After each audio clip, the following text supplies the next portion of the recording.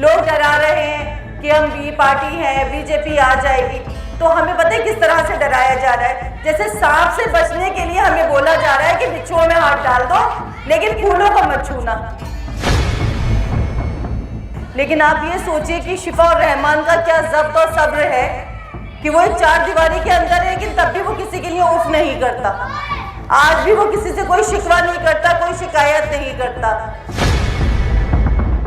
और इससे पहले क्या मेजॉरिटी मुस्लिम ने वोट देकर आम आदमी पार्टी को, कांग्रेस को नहीं जिताया? जो एक शिफा और रहमान का क्या हक नहीं बनता यहाँ से जीतने का? और उस इंसान का जिसने अपनी कौम के लिए इतनी बड़ी कुर्बानी दी है कि जब 5 फरवरी आएगी तो मदारी और बंदर किसके साथ आ रहा है ना, उनको पता चल जाएगा इंशाअल्लाह।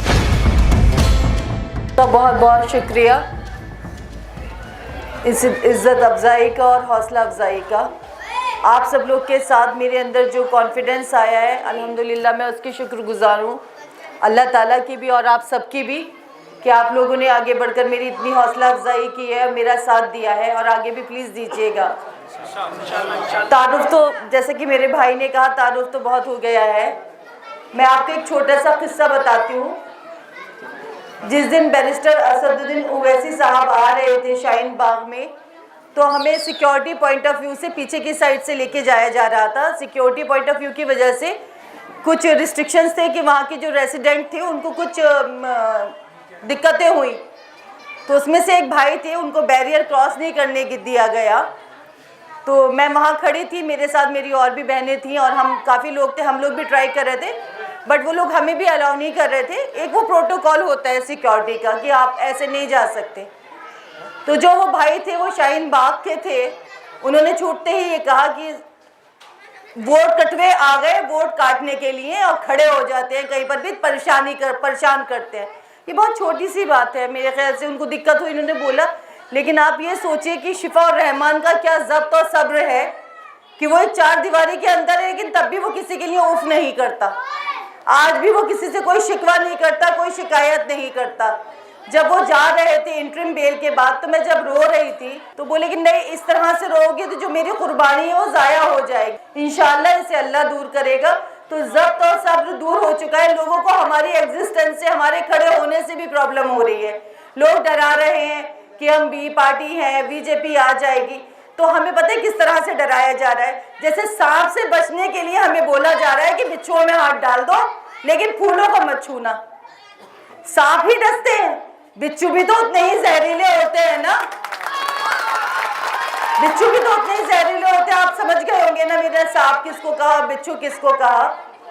तो कहने का मतलब ये है, आप लोग माशाल्लाह समझदार हैं। जब मैं कैंपेनिंग करती थी और उससे पहले भी जब मैं वीडियोस देखती थी, तो ज़्यादातर लोग माशाल्लाह इतनी तारीफ से नवाजते थे ओखला के लोग कि हम बीजेपी को वोट दे देंगे लेकिन आम आदमी पार्टी को वोट नहीं देंगे।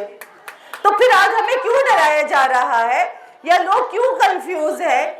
क्या वो लोग भूल चुके उन परेशानियों को जो उन्होंने आधे आधे तैरते गड्ढों में गुजारी है?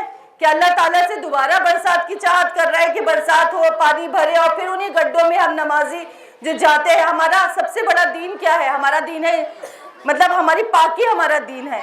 हमारे दीन में सबसे अहम चीज़ क्या है? पाकी। और आप यहाँ की सड़कों पे निकलिए, आप जब वापस आएंगे तो आप नमाज पढ़ने के काबिल नहीं रहेंगे। कोई बीमार है, ट्रैफिक का इतना इशू है, वहां तक आप जाओ, घूम के पूरा वापस आना है आपको। किस किस तरीके से हमें परेशान किया जा रहा है। तो ऐसा नहीं कि हम लोग के खड़े होने से या हमारी वजह से उनके वोट कटेंगे। मुझे ऐसा लगता है लोग काफ़ी पहले से प्रताड़ित हैं, सताए हुए हैं, उनको एक सहारा चाहिए, एक नई पार्टी चाहिए, और इस उम्मीद में वो हमारे साथ है, कुछ हमारी मोहब्बत में हमारे साथ है। तो लोग ये ना समझे कि सिर्फ हमारे साथ सिंपैथी वोट जड़ाए, या बहुत से लोग ये भी कह रहे हैं कि सिर्फ आपको देखने हुजूम आ रहा है, मदारी बंदर पता नहीं क्या क्या।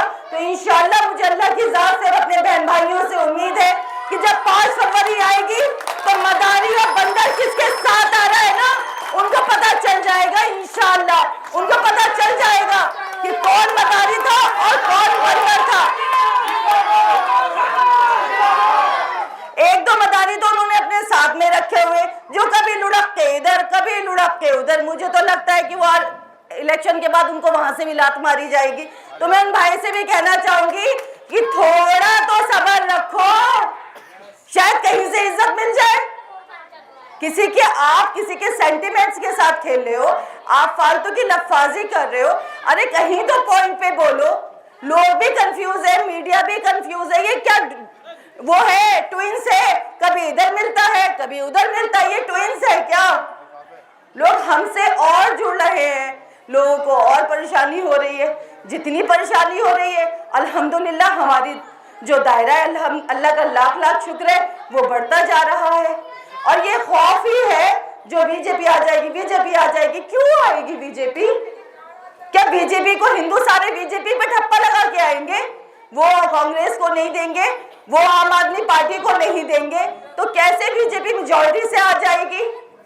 और इससे पहले क्या मेजॉरिटी मुस्लिम ने वोट देकर आम आदमी पार्टी को, कांग्रेस को नहीं जिताया? जो एक शिफाक रहमान का क्या हक नहीं बनता यहाँ से जीतने का? और उस इंसान का जिसने अपनी कौम के लिए इतनी बड़ी कुर्बानी दी है। तो मैं आप सब लोगों से प्लीज दरख्वास्त करती हूँ कि आप मेरे शौहर शिफाक रहमान के लिए वोट करिएगा, और इतनी तादाद में करिएगा, मदरी डमरू सब भूल जाए लोग, अपना पीछा छुड़ाना भारी पड़ जाए उन लोगों को। जज़ाकल्लाह।